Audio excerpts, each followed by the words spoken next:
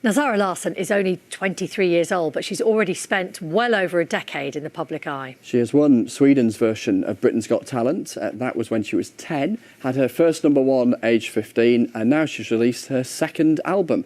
Let's take a look at her new single, Talk About Love. I don't wanna talk about love.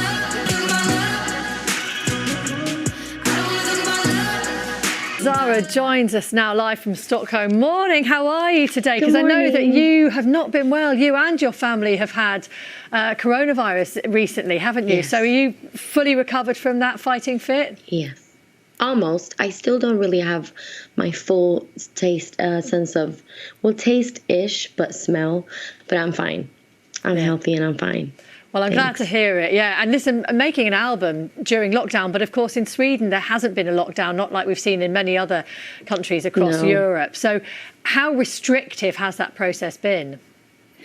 I mean, when all of this started, it was so weird to be in Stockholm and see the headlines and, you know, just read about what other countries were doing, because you could walk out and everybody was just acting like, you know, it was normal. We went for herd immunity, which and now we can see that it didn't work, because now while other countries are starting to open up or have a plan to open up, we just have to shut down everything. So I don't know, it's been strange, especially as an artist, you know, haven't been able to really do my job, no live performances and all that, but we'll see.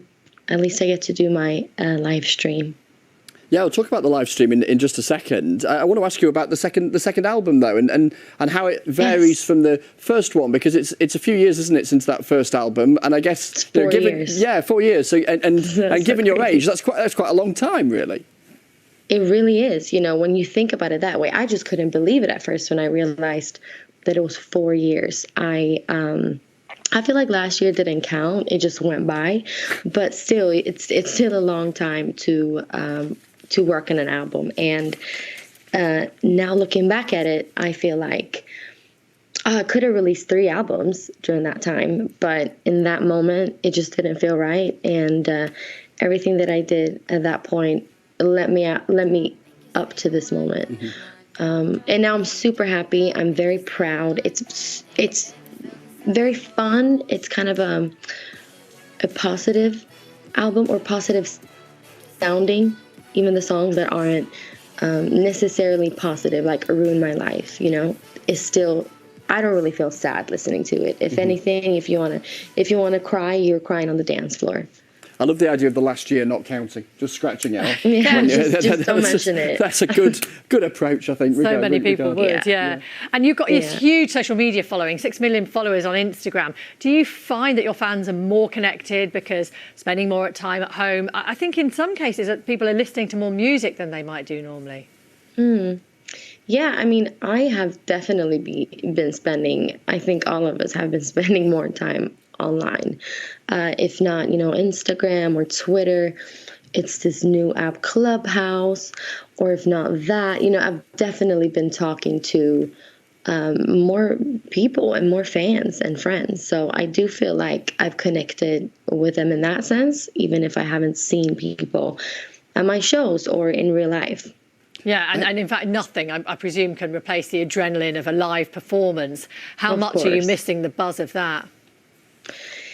I miss it a lot. Why I want to be an artist is because I love to be on stage and I love to see the crowd and feel that energy. So when that was kind of taken away, I felt really lost, you know? I felt like, oh, what's my purpose? What do I do?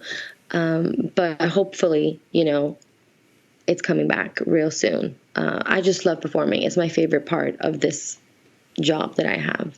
You mentioned Clubhouse a moment ago, this new app. I had to go on that the other night. It's, you never quite know with these things if it's going to be the next massive thing or will just disappear in about a fortnight. Right. You were talking about the missing live performance, and I guess the live stream that you're doing tomorrow is the substitute for so many artists, hasn't it, in the last year? Because that's the alternative as far as performing is concerned. How is it performing in a live stream? Because it's obviously just, well, so different from seeing hundreds, thousands of eyes and faces in front of you in a concert.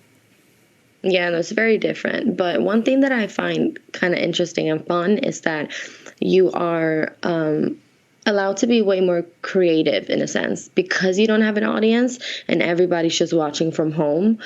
I like the fact that you can kind of make it more like a music video. Do you know what I mean? You don't have to think about like where's the crowd, or like will the crowd see this?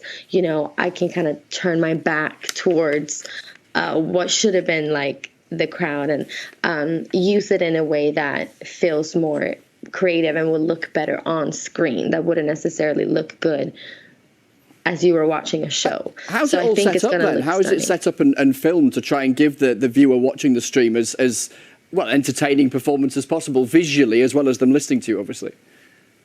Yeah, no, it's more, I mean, the set that we've been building is more set up as a music video, so it kind of looks like we have all these different rooms and sets, and they're kind of facing each other in a way, which wouldn't really make sense if you would go to a concert. But how we use that and how we use the room is very interesting, and it will look amazing.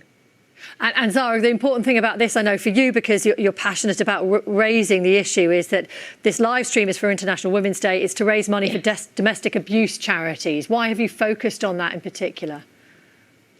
I have actually, the charity of my choice goes towards girls' education. I just figured that, you know, it was really, it's kind of a shame that it was so many things to pick from. Do you know what I mean? Like the list was really long. How to support girls. So there's of course domestic abuse. There's girls' education. There's girls, like, it's just so many things to pick from. But I picked education because there are over 130 million girls who are out of school, and school, I feel like we kind of take it for granted in Europe, but school is really the most basic things to give to someone so they can make well-informed choices, so they can be independent and have control over their lives and be a part of, you know, a valuable member of society. But it's like Obama said that I really like, you know, imagine if you have a team full of players and half of the team you don't let them play. Zara, that's amazing. Thank you so much indeed for telling us about it. It's been a joy to speak to you today. Zara Larsson, whose new album is... And Zara's second album, Poster Girl, is out now, and you can see her International Women's Day concert tomorrow on YouTube. We'll continue on the BBC News channel until 9 this morning. This is where we say goodbye to viewers.